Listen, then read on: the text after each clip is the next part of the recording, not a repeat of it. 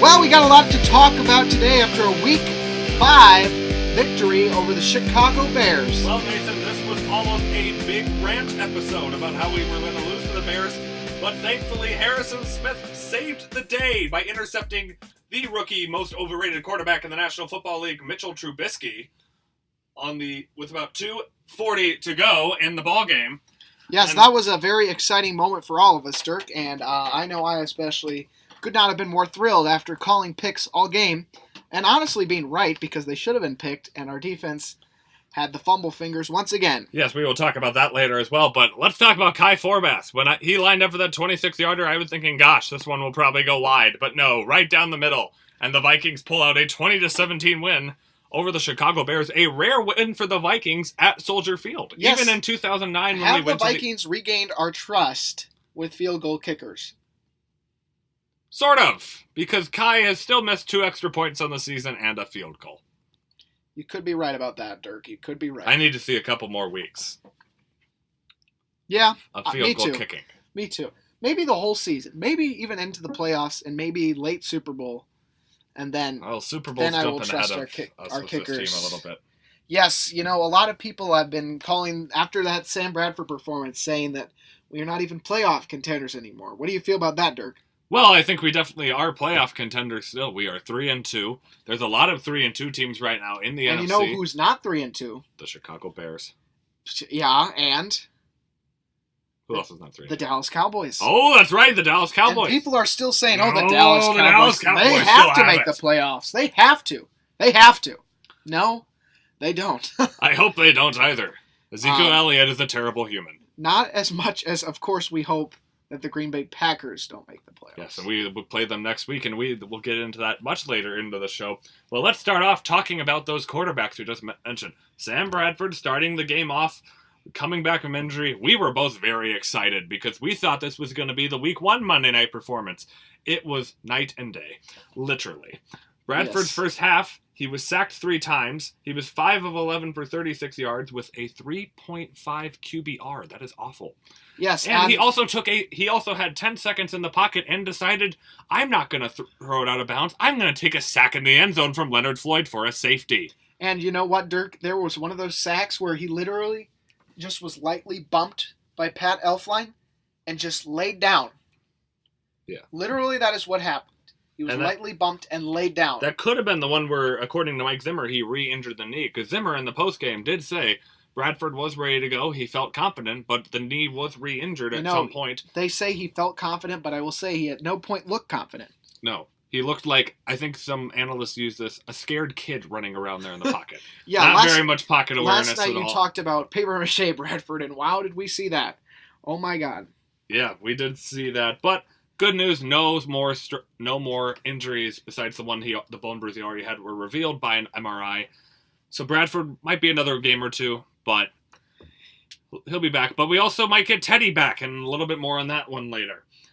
But coming into the game after the offense only gained 55 yards and got 3 lucky points near the end of the first half after an Everson Griffin strip sack, Case Keenum definitely looked more mobile, definitely looked more ready to play, and definitely had greater pocket awareness. He busted out like a 24-yard run. I don't think Sam Bradford could have done that, certainly not in this game. He definitely did at least at one point last season. 22-yard run, 22. as Isaac tells us. But Keenum, the offense just looks so much better, in part due to his 17 for 21, 140 yards, a touchdown, and a 110.3 passer rating. And this was not really much based on long throws downfield. This was a bunch of short little dump-off throws, really, that entire second half. Yeah, you know what Mike Zimmer says? We're not really about the stats. We're about what wins games. And so the Chicago Bears, stupidly, were playing downfield because, honestly, we'd rather do the dump-offs because that's what works for us. But they stupidly were protecting the downfield pass, which left those wide open. So we had no trouble throwing the ball for those short little 10-yard gains. And you know what? If defenses give that to us, we'll take it all day because it gives us clock management skills and less chance of big play interceptions. And it was a nice touchdown, as I like to call them, da Cubs, Because get it? Because they're bears, but they really play like they're tiny little cubs. Yeah, and the Cubs are actually the good team. The Cubs are the good team, but when you're the Bears, you don't want to be associated with the Cubs. And you know what? There was a lot of fear going into this game. It was like, oh God, we only won two at Well, Soldier did you see Field the in Bears' 20 years. defense breakdown on Kyle Rudolph's wide open touchdown? Oh yeah. That was great. Except for I will say this: it is duck, duck, gray duck. No, It's Dirk. duck, duck, gray duck. It has always been duck, duck, gray duck. First of all, that's not true. It has not always been that. You clearly made that up. Did you see the map posted on ESPN where it says where Duck Duck Gray Duck is and where Duck Duck Goose is? Yes, but I'm a Minnesotan. How does that make a difference? We say duck, duck, gray duck. Okay. You guys do things in Iowa that we don't, right? Like what? You guys have more pigs than humans. Is that true? Is it? You've told me that's true, isn't it? I don't know. Don't you guys have I more couldn't tell you. farm stock than We humans? might. We honestly might. We have a lot of pigs. Okay. Number 1 world producer in pork, if you didn't know. Interesting facts. Also interesting facts. Keenum's passing did a great job in opening up the run game a lot, which led to the surprise performance of the evening from Jerick McKinnon. Last week, this guy's out here dropping balls against Detroit, Oh God, he fumbling on the Wildcat. He's probably part of the reason we lost that game. I would say he is at least 50% of the problem last week. Yes, I would go a The tad other higher and 50%. say 55. The other 45% was Dalvin Cook tearing his ACL. But of course, that's not his fault. Or at least not as far as we know. Right. I don't know what that was supposed to mean. But because of this, he broke out, thanks to Keenum. And actually, McKinnon played most of the second half instead of Latavius Murray. McKinnon broke out, what, a 65-yard run? A 59-yard touchdown run. It was beautiful. He sat behind. The blocking was great. He followed them. He waited for them. He made some nice cuts, found the opening, and then used his speed to beat his 2 trailing Bears defenders all the way to the end zone. We lost our big playability and Dalvin Cook, and yet we had the longest run of our entire season to date. That is true. I mean, McKinnon, stats I am looking at here, finishes 16 attempts for 95 yards, including that touchdown. Also, we talked about the short throws out to the running backs earlier, but that Keenum was making a lot. That benefited McKinnon. 6 catches for 51 yards. And to my knowledge, he didn't have a drop this week. I know. It's the most amazing thing since sliced bread. And his only fumble was on a kickoff that he once again stupidly took out for no reason. Now, I know the coaches are the ones who tell him where he should take it out, but I think they should rethink their strategy because it's really not working at all. See, he runs hard, and he's a fast runner, but he's got to realize he's small. He's barely 6 foot, if he's even 6 foot. He can't go diving head first into piles. He's going to fumble all the time. I mean, gosh, that final drive of the game where we're just running out the clock to keep it in field goal range, I was just wanting McKinnon after he gets the ball, get 2 yards and fall to the ground. I don't want you to keep running. You're going to fumble. He's like Adrian Peterson in terms of ball security out there. He almost lost it at the end. They tried to swat it away, but you can't swat it away from the strong arms of Jerick McKinnon. No siree, Babaroo. Just like you can't hold Kyle Rudolph, Mr. Leonard Floyd. All right, We saw what you did there. The jersey tug. There was a lot of bad penalties by the Bears in that game, and they tried to blame that on us, but it was them. Including the power rankings people, too. We'll get into that one later. But let's talk about Teddy Bridgewater for a second. This is the last week before he could be eligible to come off the PUP. And so they say that doctors are going to look at him on reported Monday. by the Star Tribune. Yeah, and the ESPN, everyone, because the athletic trainer, Eric Sugarman, reported it to the media that he's going to be looked at on Monday. They're going to check out his knee to see if he can practice. If he can practice, then he will start practicing and within a 3-week period. But he could play against the Ravens. He could potentially, yes. He could play against the Ravens. And you know what I say, Dirk? I think he's going to come out stronger. I think he's going to come out faster. I think he's going to come out better. I think he's going to look like some hybrid version of Aaron Rodgers mixed with Tom Brady, mixed with Cam Newton. I definitely hope that happens. The only concern I would have with Teddy, and we'll talk about this more on next week's episode when we know more about what's going to happen with Teddy Bridgewater. A little bit concerned about, this paranoia, I'd say. He suffered a gruesome knee injury in that practice. He might have fears about running outside the pocket or going someplace. He might have a little bit of, I feel like the Teddy Bridgewater we know mentally holding him back, kind of like, what if this happens to me again? Strong and confident, and he will not ever submit to that. Before we move on, who would you rather have at quarterback? Case Keenum, Sam Bradford, or Teddy Bridgewater? I mean, I think Keenum right now should start the Green Bay game. No. I'm saying who would you rather have long run? I'm talking like if Teddy comes back and plays like 3-4 seasons. I got to see Teddy play first before I can answer that question. I would say Bradford fully healthy. I would say Teddy Bridgewater. I say Bradford fully healthy right now. I need to see Bridgewater.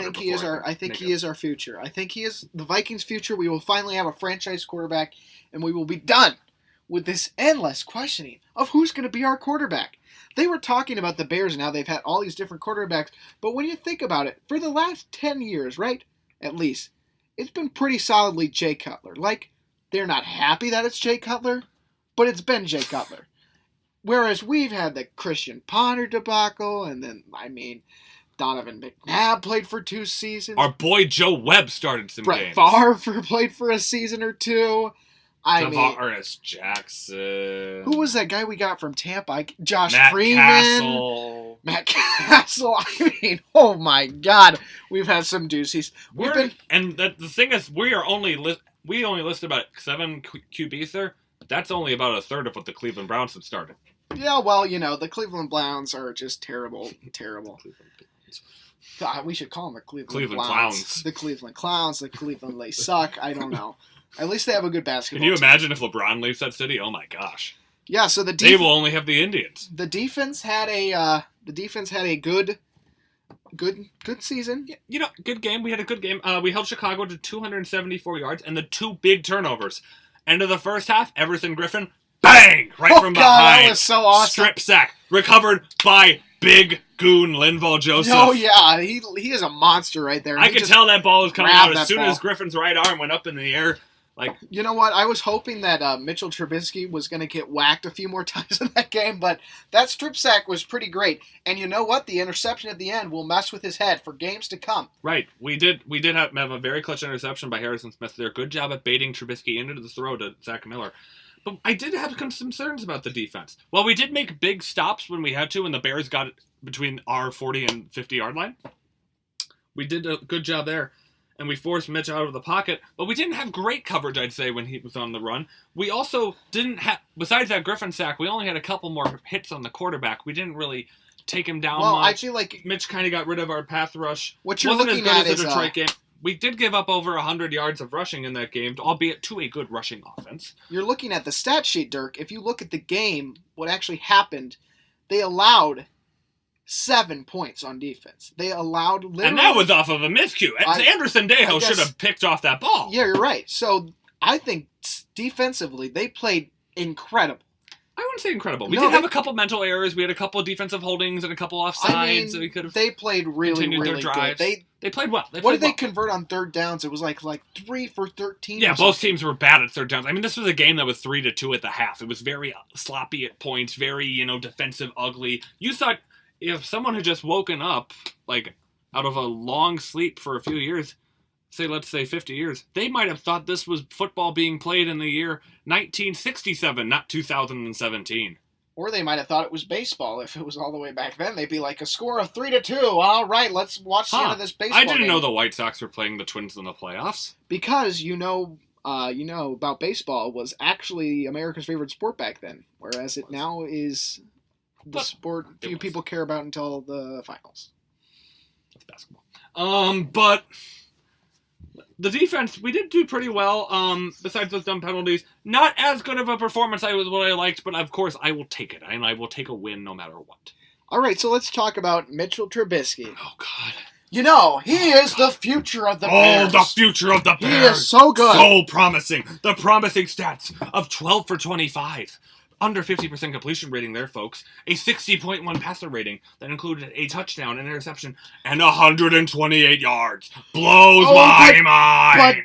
But Dirk, but all those penalties, that ruined all his drives. Oh, the holding call on the Jordan Howard touchdown run, which was actually a holding call, but the analysts all said it wasn't a holding call. They didn't complain when Stephon Diggs got called for a holding penalty on Jerick McKinnon's 14-yard run later. The analysts hate the Vikings, and you know what?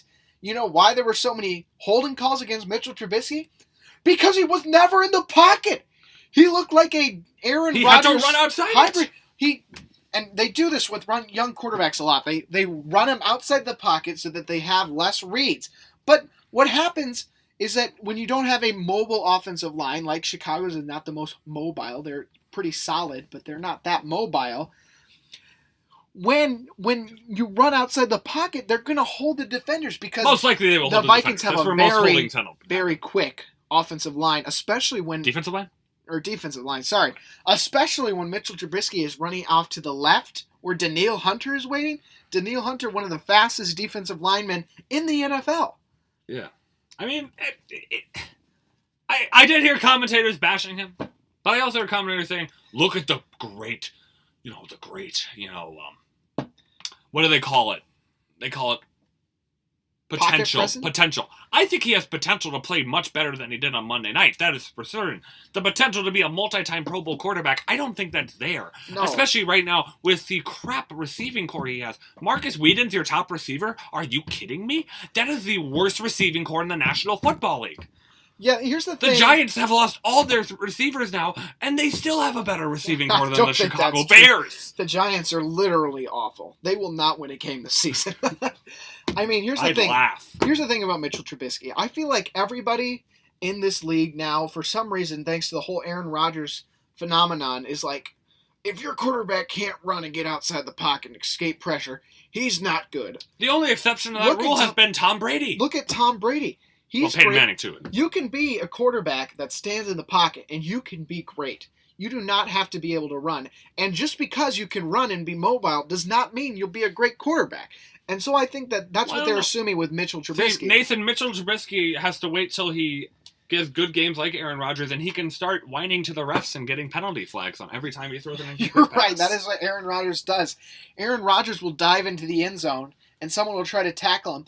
He hit me! You're a running back!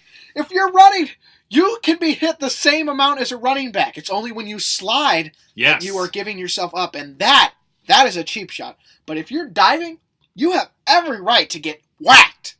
And Aaron Rodgers should be whacked, and I wish he would be. By his mom. Oh, God. Spankings. That's what we're talking about. Okay, spankings. That's what we're talking about. All right, so... Okay, that was awkward. Well, we had a good game. We had a good game on Monday night, so it was very we should be going up in the power rankings. We should be going up in the power rankings, shouldn't we? How much we go up this week, Dirk? We are ranked 17 in NFL Network's power rankings. Yeah, but 2 spots behind New Orleans. I don't think we went up at all. What were we ranked before? Certainly we went up. I guarantee we didn't go up. I don't think we went up. You don't know? I don't think we went up. You didn't look that up. Let me look it up. let me look it up. All right. Well, I know for a fact that we went down in ESPN. Yeah, we're down to 20th, I think you said on that one. I couldn't tell you. 20? Thank you, Isaac Logeman. Isaac Logeman is also our secondary stats person. Yes, the Minnesota Vikings here, as we checked the NFL Network. We did not go up at all. We didn't move up. We didn't move down. So, well, that makes sense. I mean, we lost. But the Cowboys moved up. Well, they looked great against Aaron Rodgers. They showed so great. They showed that they can play absolutely no defense within 1 minute left. They can just let a subpar quarterback tear their defense apart. And then we're ranked 2 spots behind New Orleans. Why are we ranked 2 spots behind New Orleans when we beat them by 15? Should have beaten them by more on a Monday night opener. I mean, especially because their secondary's so bad. I mean, Sam Bradford tore them apart. Their secondary must be awful because Sam Bradford's a terrible quarterback. Oh, wait. Maybe it's not that bad and Sam Bradford's actually decent. I mean, what? They have one good win at Carolina, and then their second win is in London against Miami, against the Dolphins team that got blown out by the New York Football Jets, who had to barely get by the Browns. And talk about bad. Jay Cutler is awful, and he plays for the Dolphins, and yeah, that they barely beat him. I mean, they did hold him to no points, but.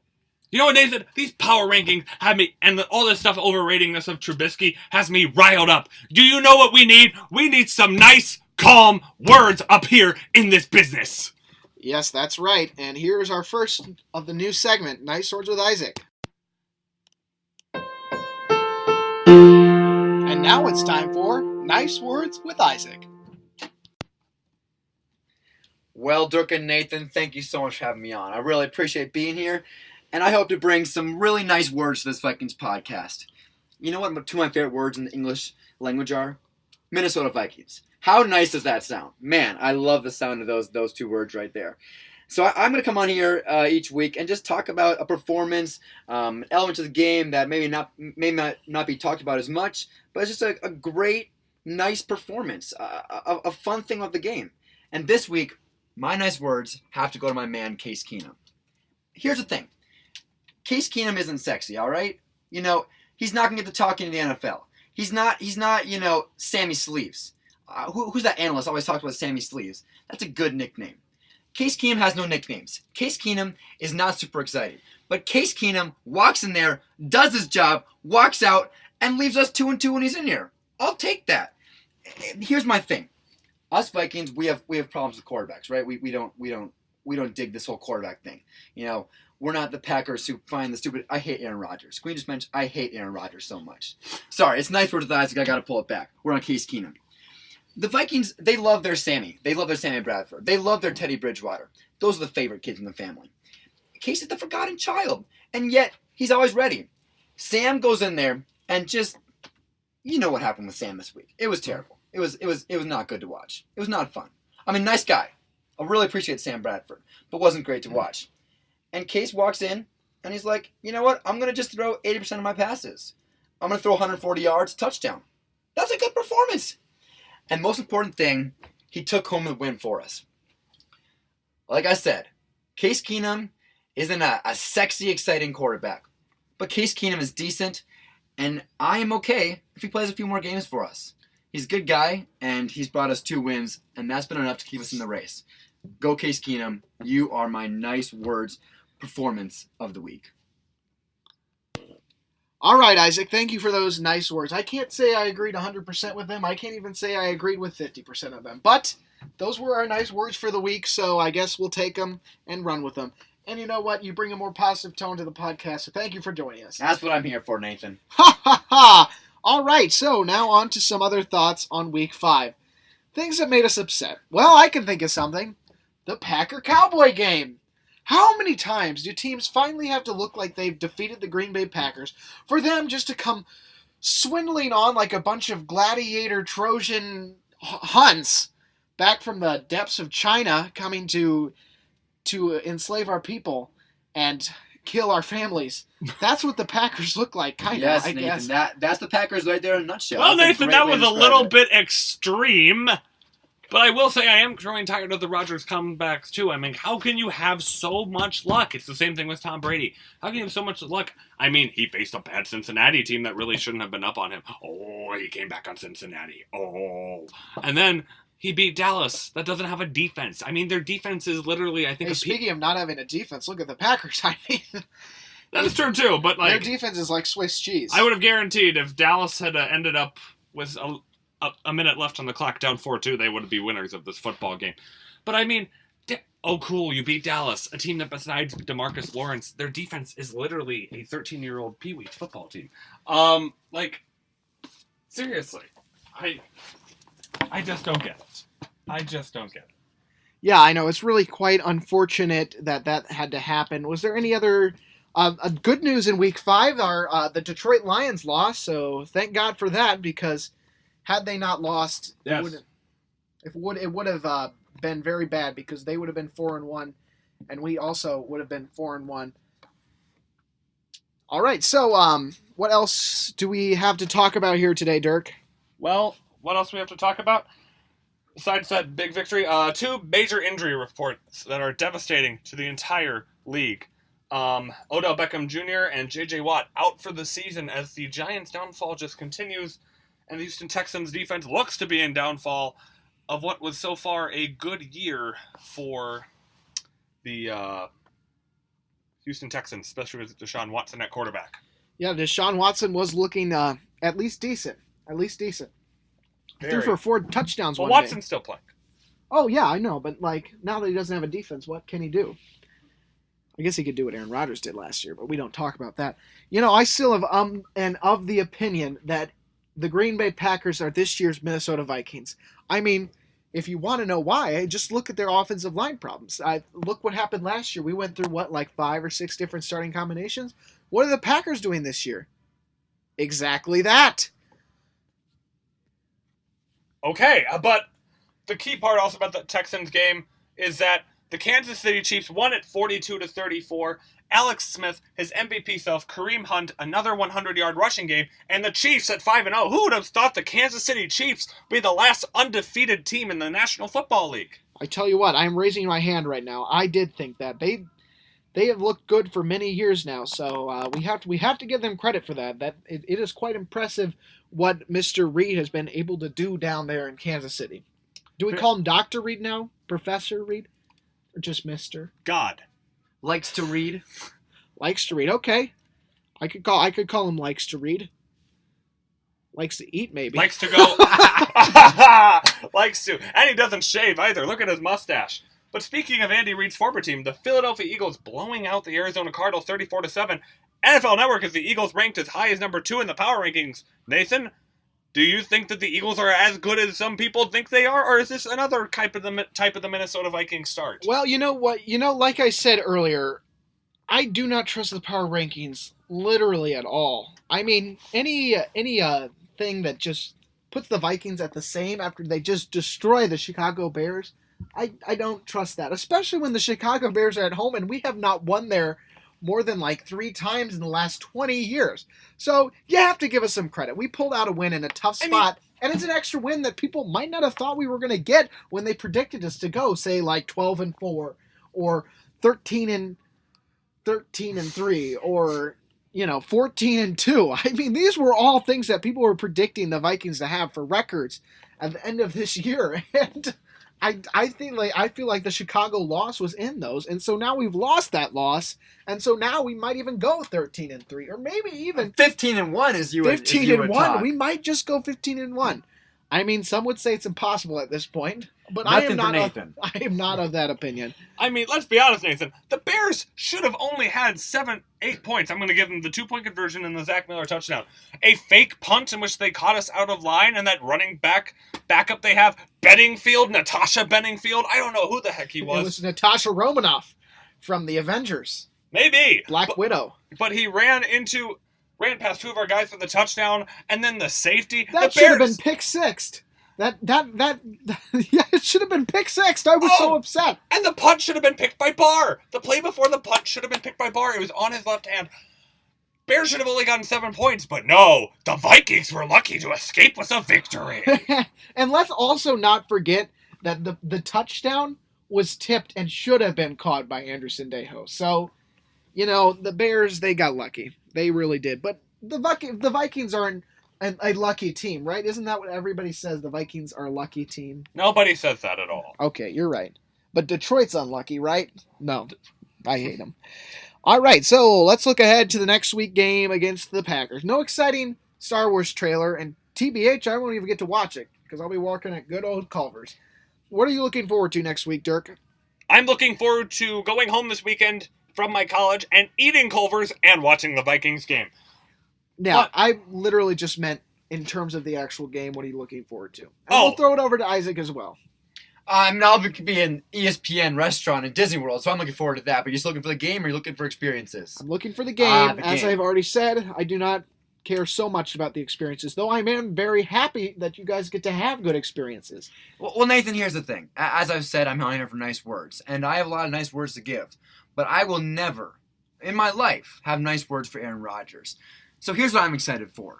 The Minnesota Vikings making Aaron Rodgers look like a little boy who cries because he didn't get any candy on Halloween. All right? I want Aaron Rodgers to just look pathetic. I want to see Danielle Hunter standing over him. I want to see Linval Joseph standing over him. I want to see Everson Griffin standing over him. Hell, I want to see Jaleel Johnson standing over him. The internet needs a new meme with Aaron Rodgers just sitting on the ground crying. Yeah, I know. Maybe he puts the Gatorade towel over him. That's the best. And I would say our receiving core would be going to hell if an injury to Stephon Diggs' groin that he partially re-injured last week at Chicago kept him out of this game. But the Packers' secondary is so much like Swiss cheese, we might be able to... Laquan Treadwell could have 8 catches for 100 yards! Once again, let's not forget about the Michael Floyd, who is, once again, back, and he is ready to catch his first touchdown.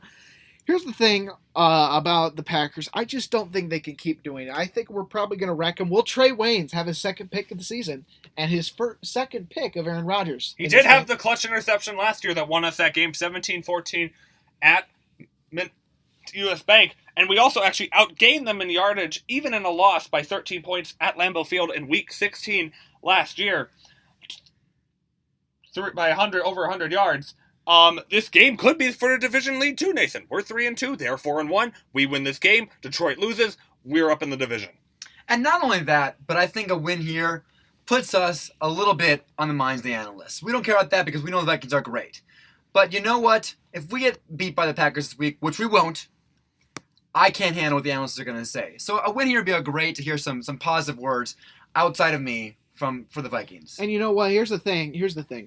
The Vikings win this, their first place in the division, and they will get some attention. But here's what Brian Robinson says. I want us to stay under the radar. I want us to be the underdogs this year. I think that's where we thrive. So is he right? He might be. Let's hope he's right, because they're definitely under the radar right now. And we weren't last year, and that didn't work out too hot for us. So he's got a point. I mean, we did go 3-8 in the last 11 games of the season. That was depressing. Stats-wise, we do have a better rush defense than them. We have the 13th ranked pass defense, though, and I would hope, though, that gets better, because 13th ranked pass defense, I'm still a little nervous for guarding those receivers. But Jordy Nelson is banged up from the last game, along with left tackle David McCarty still, and on defense, 2 big losses in the secondary. Kevin King got a concussion. I don't think he'll be back for this game, and Morgan Burnett might not as well. And you know what? Kevin King was not looking that good, so that's actually kind of sad for us. I was looking forward to Case Keenum picking him apart, but whatever. But you know what? To top it all off, we have the Case Keenum, the 5th best quarterback by total QBR in the NFL. He has the 3rd most completions without a pick. I'm excited to see that guy play some football. Here's the thing about Case Keenum. I will hop on his bandwagon when he can show that he can, for more than one game, look like he can throw an accurate pass every time he throws the ball. Because the Lions game did not look like that. So when he shows me he's an every other game kind of guy. That is great game, bad game, great game. That is how we go guy. 8-8 again. I don't like that. I would like to go at least 9-7. No, I think we pull off 10-6. If we go on a little run here, we can do it. We just need to get together as a team and commit to that. Well, focusing back in the Packer game, I think if we keep Aaron Rodgers in the pocket, we're definitely going to win this game. And we'll sadly, the saddest part about the game on Sunday, Joe Buck will probably be the announcer of that football game.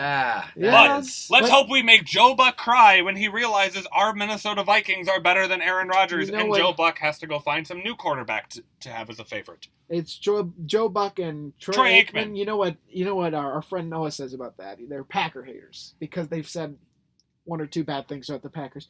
Anybody who says 1 or 2 bad things about the Packers is a Packer hater. Remember that. Aaron Rodgers threw a pick, and it was a bad decision. Packer hater. You remember that. That's important. You got to be able to classify those Packers haters. All right, so what do you think of the Star Wars trailer? Take it away, Isaac. I'm excited. You know what? I was not convinced originally when they started this new section up in the movies, but I'm excited. It's a good idea, and it's going to be a great movie. Dirk? That trailer was AWESOME. Awesome. Awesome. From Boston? From Boston. Boston. Awesome in Boston. Awesome. It showed a lot of great action scenes. I like the sequences.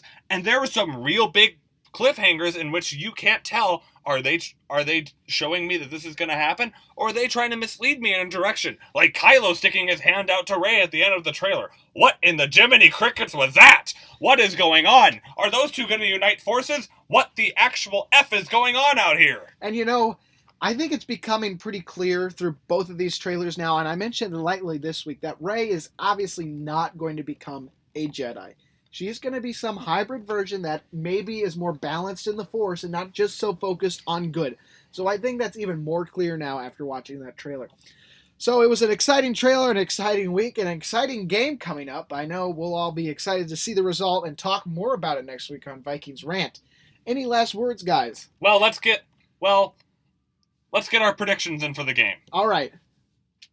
I'm going to say this is a tough one. This is a 50-50 toss-up game for me. Rodgers could either do really well at US Bank, but I think our defense is going to hold well with that crowd. I'm going to say Vikings 24, Packers 21. Here's my thing. I'm sticking with my nice words guy. I'm looking for a big game from Case Keenum. Hopefully get some Stephon Diggs passes. He can get some big completions this week. And so I'm going to see a high-scoring offense for the Vikings. The Packers are going to score a lot, have a comeback in the fourth quarter, but we're going to stop them. So Vikings win it 28-27. All right. I don't know. I'm not going to be quite as generous to the Packers. I think the Packers might score maybe 9 points. I think they're going to be off field goals. I don't think Aaron Rodgers will throw a touchdown. I don't know why I'm saying that while laughing, because it's just so real. I don't think Aaron Rodgers will throw. I'm going to sit Jordy Nelson on my fantasy team, even though I have literally no other good options because all my players are hurt. But I'm going to bench him because I know he's not going to do anything against Xavier Rhodes this week. And I'm benching him for like maybe someone on the Giants receiving court because they're going to have a big game this week. And maybe get McKinnon in that flex spot. Hey, I do have McKinnon. Oh, there you go. You're set. He's pretty good. I'm going to say the Packers are at 9. I'm going to say the Vikings 49. We will see. I'm What? going to close this. What the heck is that? I think Case Keenum throws 5 touchdowns. Jerick McKinnon runs for 1. This is an amazing prediction because Nathan is making this and prediction. Rodgers throws a pick 6. I gotta give my prediction for Case Keenum since he's my nice words guy. Okay. I'm gonna give Case Keenum 327 yards, 3 touchdowns, and another 22-yard rush. All right. I'm going to stick with my 24-21 prediction. I'm going to say Kai hits another field goal to win the game. This time as time expires, and Kai will go dancing around the stadium, waving the Vikings flag, and just doing snow angels. No And offense. plants it in midfield. No offense, Dirk, but I'm going to say if it comes to the last second, which obviously by my score I do not think it will, we are screwed. We will not win the game. What if we have the ball? Nope. Someone will screw them. Aaron Rodgers will catch on the sideline and run for touchdown. I don't know. Yeah, I think it'll happen. All right. Thanks for listening to this week's of Vikings Rant. I'm Nathan Schulte. I'm Dirk Ummenhauer. We'll be ranting a lot about the refs next week, I guarantee that. Oh, yeah. And I'm Isaac Logan. I'll come in with some nice words. All right. See you next time.